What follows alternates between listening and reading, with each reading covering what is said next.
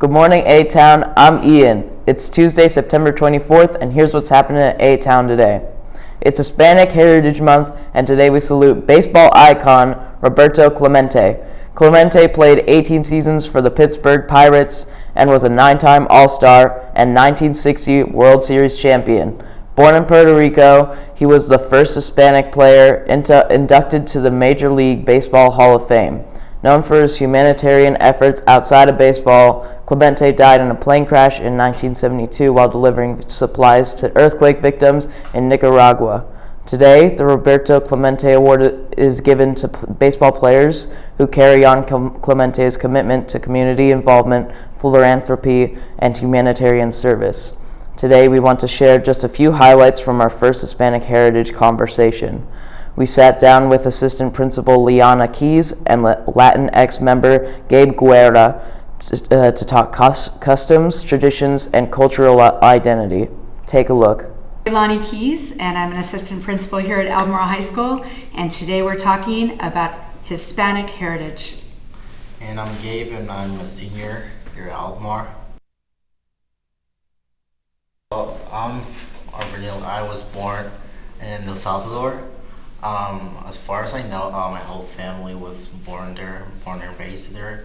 I'm from the capital of El Salvador, San Salvador, and I came here when I was 11. Awesome. So my grandfather, his whole family moved from Puerto Rico when they were little, and they moved to Hawaii. So actually, my grandfather was one of the first children in his family, and he moved here, and then later on there were other children who were born, but they all lived in Hawaii. And so I am Puerto Rican, I'm Hawaiian, and I'm Portuguese.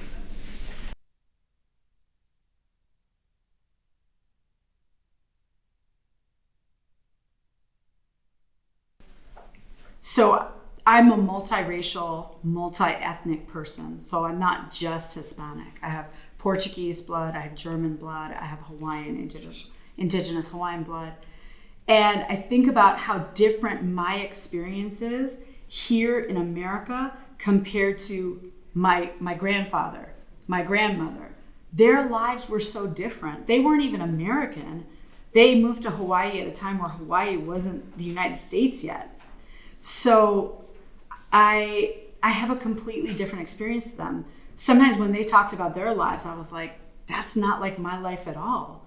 It's very different. So I think being the child of someone who immigrated here, or being like the third generation of American, is very different from being somebody who just came to the United States.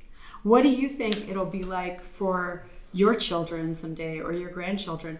Do you think that they'll have the same cultural experiences as you? I've given a thought about this before, with my nephews and stuff, and I've seen that I grew up half of my life back in El Salvador, and I remember all the stuff that I used to do, go out and have fun with my friends, at school, at recess and stuff. But now here, it's not the same. It's also with the opportunities that we have over here, because the life I remember back in my country, it was like a whole different reality from here. Yeah. And because I remember I couldn't really always go out, so the times that I had to go out, I would really cherish them. Yeah. And here, when I came here, I'd have a lot of free time. I could go out, have fun all day, every day. Mm-hmm. And something that I really enjoy, because I got to be a kid mm-hmm. for a little bit longer. Mm-hmm. And also since you talked about being an immigrant and stuff, mm-hmm. my mom, I see my mom she's my role model. I see her go to work every day since the morning to the afternoon. It's it hits you that because she didn't have the same opportunities that I have now. Mm-hmm. So I try to take advantage of that and don't take it for granted. Yeah. Yeah.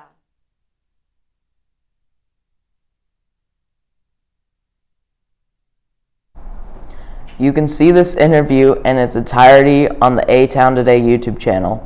It's the start of Homecoming Spirit Week, and there's too much to going on to announce it all. Just be aware that there will be a pep rally on Friday, followed by tailgates in the Patriot lot prior to the homecoming game against Orange.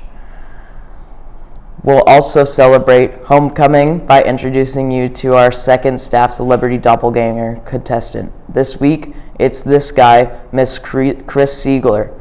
Now going to the interwebs to show us Mr. Siegler's celebrity look-alike, and because it's going to be a short week and it's homecoming, we'll give you until next Wednesday to send us the pick, and we'll announce this week's winner next Thursday.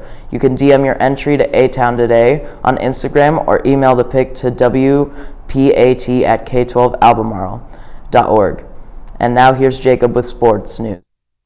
Saturday was a day for cross country. The boys team competed with some of the best teams on the East Coast and played fourth in varsity, losing only to Blacksburg and Woodbridge, who are currently ranked first and second in all of Virginia. The JV Superclassmen finished first overall and became only the second team in Olin's history to get a perfect score.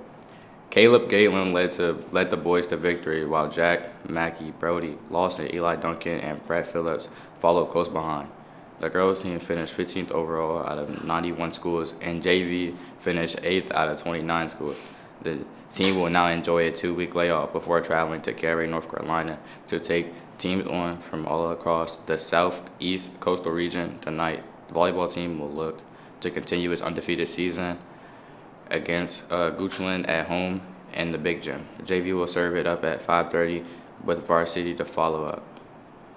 And congratulations to Coach Hopper, after an extensive search, was named head coach of the girls soccer team. Coach Hopper has big shoes to fill as he replaces Coach Amy Sherrill, but the team is in good hands as they get ready for spring soccer season.